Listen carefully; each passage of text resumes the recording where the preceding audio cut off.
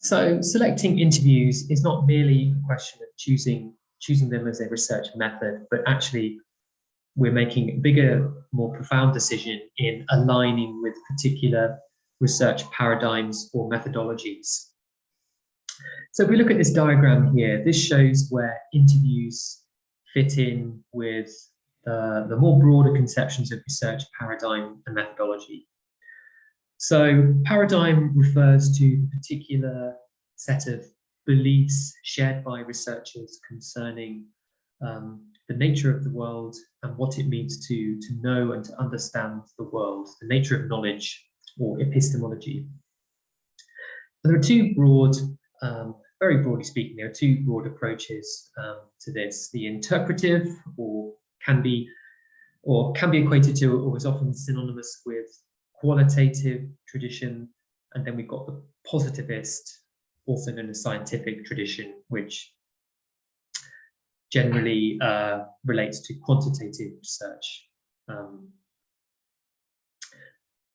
So under these particular types of knowledge traditions, we have different methodologies. So under the interpretive or qualitative tradition, we have these very common qualitative study methodologies, which basically is an approach to undertaking research which likely encompasses multiple methods, at least one, perhaps multiple research methods. We've got ethnography, case study research, narrative research. And here within the scientific or positivist tradition, this is much more associated with experimental and correlational research. Sometimes researchers like to incorporate aspects of both traditions through what we call mixed methodology or mixed methods research. And it's only when we get down here to the level of methods do we find interviews. So interviewing is not a methodology, but it is a way of gathering data along with these other forms of data collection which associate with qualitative or interpretive research. So for instance, case studies may feature only interviews as a form of data collection, or they may be combined with other forms, for example, document analysis, looking at examples of students' work or looking at policies. And we've got here questionnaires, but we're only talking about open-ended questionnaires where participants are being asked to comment on, usually by writing a response to a question. We're not talking about agree or disagree questionnaires.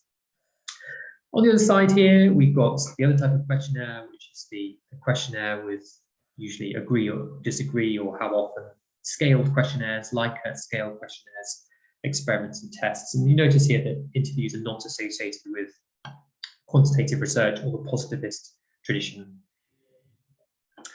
But they are over here. So this is a third strand of research called critical or emancipatory research. And this is where the researcher may be motivated by some ideological goal, political perspective that informs the nature and purpose of their research.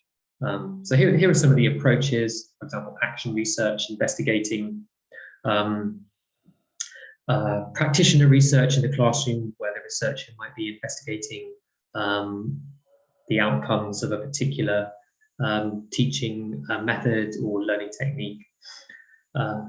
Critical discourse analysis, another example, looking at examples of discourse, for example, written. Student writing could be one example. And again, here we have interviews as another method within this particular paradigm, the critical paradigm. And it may be, for example, interviews with members of oppressed groups or members of minority groups who have not in the past traditionally been given a voice in the creation of scientific knowledge. Moving on to the next slide here. So it's important to realize when we're talking about interviews, there are different ways of approaching interviews. This session really concerns qualitative interviews. Broadly speaking, we can identify three ways of conducting an interview, and these associate with the particular paradigms shown on the previous slide. So the structured approach is one which we would not consider qualitative. So the particular questions in the questionnaire are fixed. They cannot be changed. The number of questions, the order of questions cannot be changed. And the interviewer must stick rigidly to this interview schedule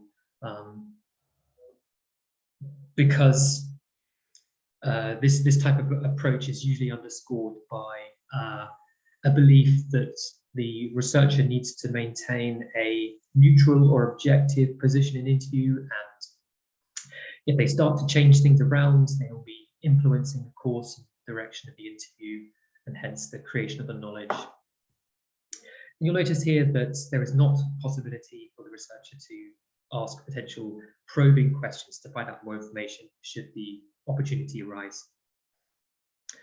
So moving over into the qualitative interview, which is what we're focusing on this session, there are two types of this. I would say the semi-structured interview is by far the most common type of qualitative interview.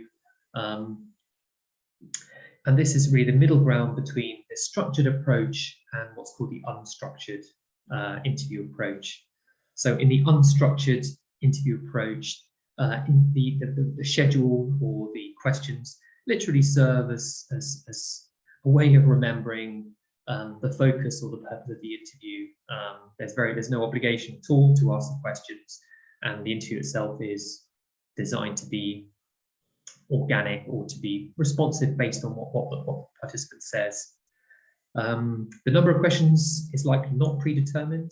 There could be things that will come up in the interview that you can't plan or foresee for, and hence also the order of the questions is not predetermined either. So it's a very organic, flexible, very open-ended approach. And of course, there is the option to ask probing questions. However, many researchers like to adopt a more structured or more fixed approach to interviewing rather than this open-ended approach, which creates certain issues. For example, it's easy to go off topic or the focus to move into a tangent to what you really want to be researching. So many researchers adopt this approach where they have what we call a flexible interview guide or interview schedule with a range of questions and prompts that are not designed to be implemented uniformly, but much more flexibly. The interviewer has the option to not ask certain questions, to drop certain questions, or to change the order. Perhaps something comes up and it's necessary that the researcher feels that it's more productive, more conducive to a good interview if they adapt what is the process of the interview based on what the participant is saying. And of course, under this approach, there is the option to ask probing questions. And finally, in terms of the qualitative interview or the semi-structured interview, here you have lots of, there's of course no one single way of undertaking a qualitative interview. There's lots of different approaches to it. For example, you can have more informal qualitative interviews, which might align more with the unstructured approach. Ones that are more narrative, so inquiring into the people's lives and the stories of people's lives, which also overlaps a bit with biographical approaches, talking to people about their histories and their experiences. So these are worth perhaps following up on if a particular approach you come across and it whets your appetite for what you might want to do in your project if you choose to do or choose to use interviews.